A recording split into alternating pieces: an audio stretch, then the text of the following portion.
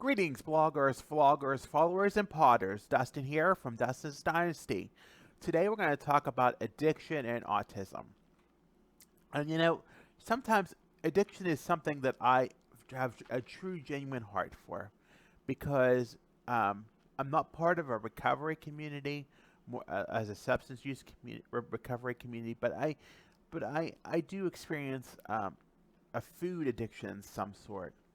So I kind of can relate to it, but I've seen in studies and in other venues where I've been exposed to addiction, where it can get really bad with individuals on the autism spectrum, and addiction, and because we don't know how to stop, and it can be a very very detrimental thing if it's not treated. If you don't follow the processes of what you want to do, if you want to get the help, accepting the help and following the 12 steps in many cases, and getting the help and being in recovery, and going to meetings, and doing all those great things.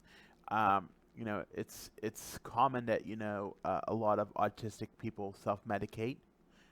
They rely on drugs a lot, and some use drugs legally. They use some edibles or some other substances to calm the effect of what they're experiencing with being with their autistic side effects, with the way things are, the irrationality, the obsessive thoughts, so on and so forth. And there's medicine, but medicine doesn't work for everybody. And for me, medicine does, so that's why I've stuck with it for 21 years. And I'm thankful that I wasn't ever introduced to illicit substances, because, or even legal substances, because I think I'd be too addicted and I wouldn't know what to stop. It's very hard when you love something so much, and you just can't say no to it. Um, there's a lot of things. Like I said, I have a lot of food addiction. I have food temptations to certain items. Those items I don't keep in my house, because I know if I eat them, I'll eat the whole thing, and if I want more, I'll do whatever it takes to get more.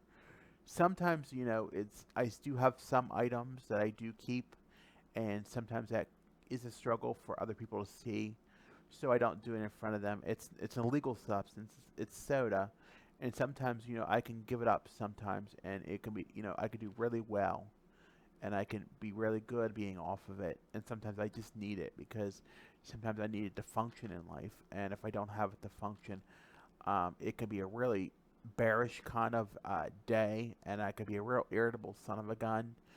And even with medicine, if I get too much sleep, not enough sleep, so on and so forth, it can make my day.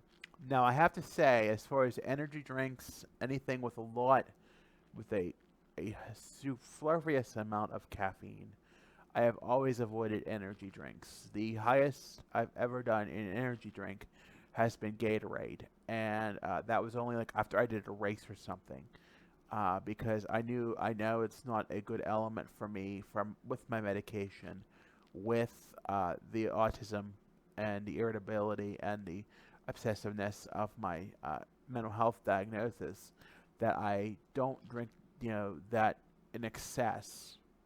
And I see a lot of people at the day program, they buy a lot of the drinks, the energy drinks that are in convenience stores, so on and so forth. And they will drink two or three, or sometimes three, mostly three a day. And I see them, and by afternoon they're bouncing off the walls. Same with coffee. I haven't had coffee in years. I don't want a coffee. I have no desire to have coffee. I know if I don't, if even if it's decaf, I have that addictive personality, so I don't want that. Um, I know it's not healthy for me. I know it's not. It's not. It doesn't have that taste that I want.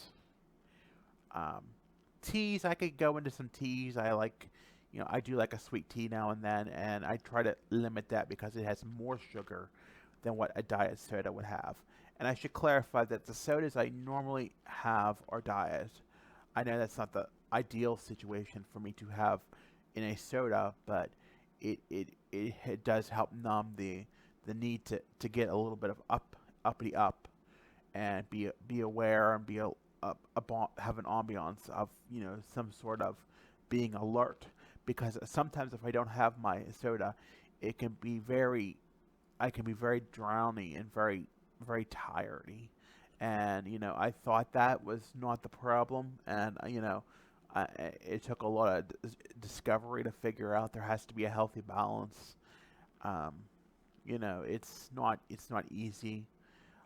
I've had to take my time with drinking soda, being more careful with it, not being so obsessive, not having it with everybody. I have to be very mindful of when I'm consuming, what I'm consuming. So I'm very lucky as far as that goes. I've never had an alcoholic beverage. I've never had an illicit substance. I've never even had cigarettes. Which cigarettes that's a whole other realm, but it could that could be an addiction, and when we love it, we can really get into it. And I just want to make a statement here from one of the rehabs on the internet. Said that 7% of people in addiction treatment have autism. So, and only 1% of the population in the United States is autistic. So, when you think about that, there is a plethora of autistic individuals out there that have some sort of addictive personality. I know I have an addictive personality. I admit that. I will admit that to the cows come home. It's just a part of life. I'm going to accept it. I drink my soda. I like it. That's about as far as it goes.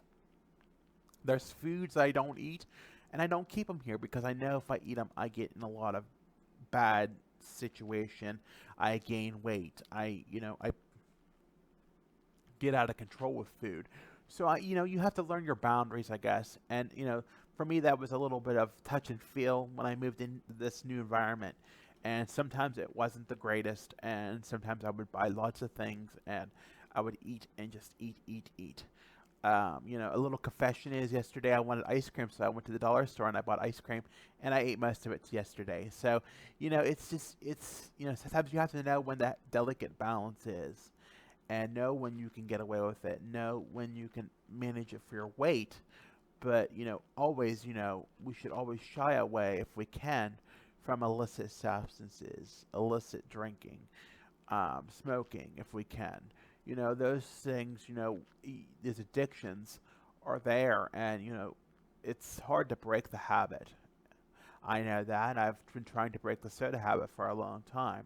It's not easy. It never gets easier as it goes along. Every time you bounce back, you think you got it, but you don't.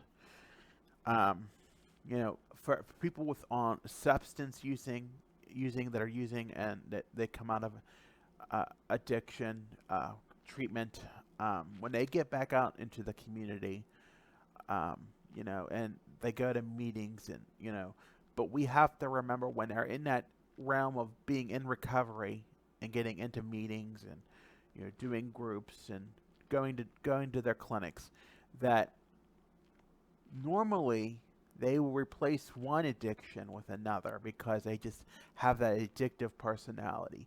They will replace that habit, whether it be lottery tickets or soda or energy drinks, something.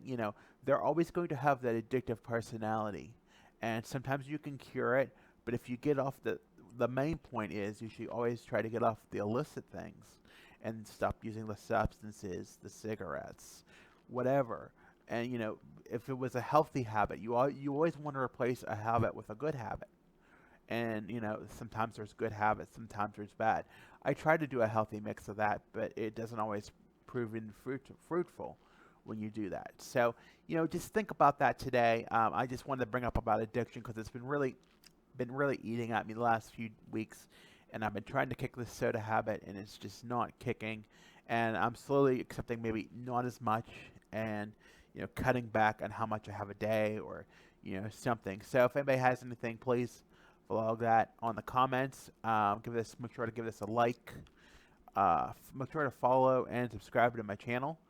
Also, I'm on Facebook, Instagram, and Twitter at Dustin's Dynasty, TikTok and Pinterest at Dustin's Dynasty ASD. I'm on the internet at www.dustinsdynastyusa.com. I thank you for listening. Have a great week, everybody.